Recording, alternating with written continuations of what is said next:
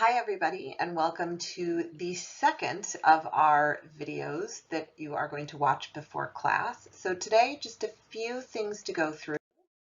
First, data security obligations. So I promised in the last slide that I would talk a little bit more about this. This is chapters 5.3 through 5.7 in the 2020 version. The obligations that we see in the data security laws, I generally bucket into 4 different areas. There's laws that are going to require some specific things like encrypting data in motion. You see that in Massachusetts and Nevada. Laws that have requirements around physical safeguards that exist in New York, that we actually assess what our physical environment looks like and implement that. Israel, interestingly, requires penetration testing.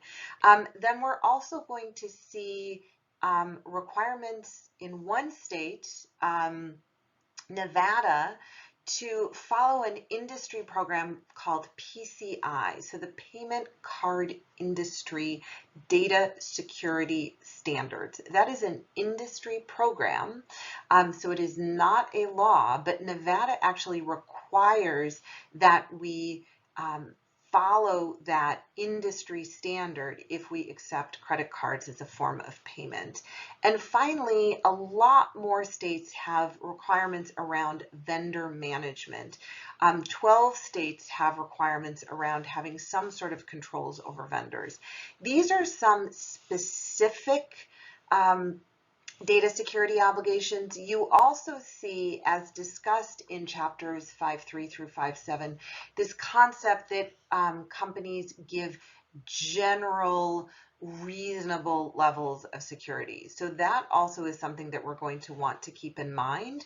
But I think it's helpful when we're going through this data breach sections of class and we're talking about companies getting in trouble for not having protected information, to think back and go back and look at those chapters and look at what the actual requirements, data security requirements were, and you will see that they are not necessarily super high, nor are they consistent from jurisdiction to jurisdiction. Another thing that you read about for class is what breach laws should actually accomplish. And I think about it in 2 ways. One is that they inform companies.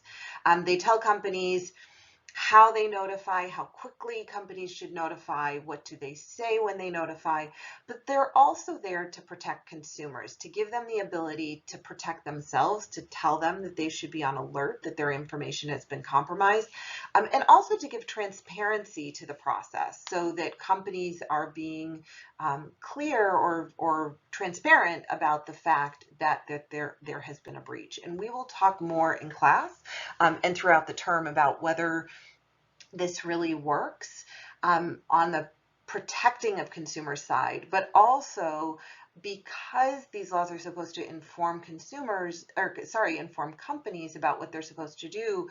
This last bucket that I have on the slide about all the different laws and the fact that this textbook is so big, there's so many different laws, definitely complicates things for both companies and consumers. And that's something that I want you to keep in mind as you're going through the reading and as we're going through class. So what laws apply to which companies or to what companies? The laws that are going to apply, this was from chapters 2.1 through 2.9, are going to depend on the type of company. Were they an insurance provider, a healthcare company, a financial services company? There are specific laws that apply depending on the type of industry you're in, and you can go back and refresh your memory by looking at those chapters.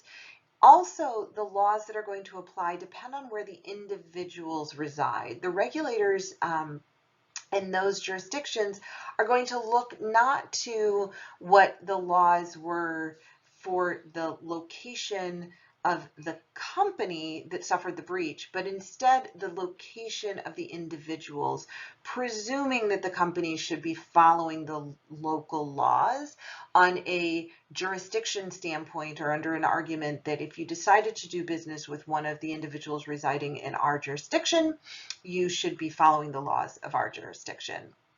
Now, the other thing, and the one that we will be focusing the most on in class, are the general laws, the data breach notification laws that apply to all companies, regardless of industry, and potentially even those specialized companies. So the companies in the specialized industry like healthcare, financial services, insurance.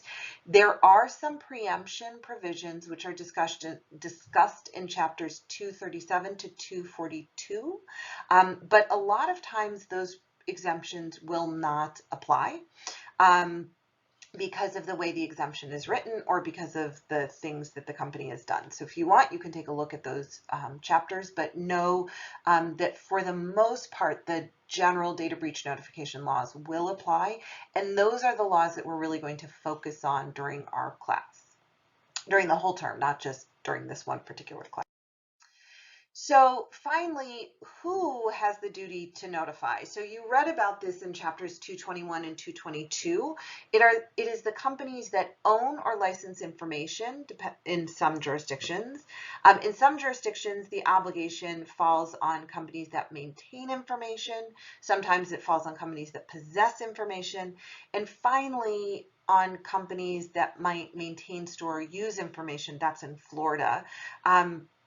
All of this, and we'll think about this a little bit more, but often what you'll find is that the company that owns or licenses the information is really the one that ends up doing the notification.